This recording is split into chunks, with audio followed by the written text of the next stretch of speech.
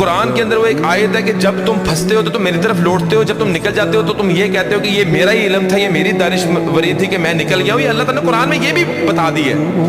تو دعائیں بھی ایسی دل سے نکلتی تھیں کہ وہ آج بھی مجھے اپنے الفاظوں پہ بھی جو ہے حیرانگی ہوتی ہے۔ میں تو اللہ کے ہاتھ پھیلاتا تھا، اللہ تعالیٰ تو یوسف علیہ السلام کو کنویں سے نکال کے بادشاہ بنانے پہ قادر ہے، یا اللہ تو یونس علیہ السلام کو مچھلی کے پیٹ سے باہر نکالنے پہ قادر ہے، یا اللہ تو محمد صلی اللہ علیہ وسلم کو غار سے نکالنے پہ قادر ہے، یا اللہ تو موسیٰ علیہ السلام کو فرعون کے اوپر غالب کرنے پہ قادر ہے، یا اللہ تو ابراہیم علیہ السلام کو آگ سے نکالنے پر قادر ہے۔ یا اللہ میرا مسئلہ تیرے آگے کیا ہے؟ 1.5 مہینہ مجھے آج بھی یاد ہے، 1.5 مہینہ، اور جس چنگل میں پھنسا تھا وہاں سے آزاد ہو گئی، میری 100% ریکوری ہو گئی،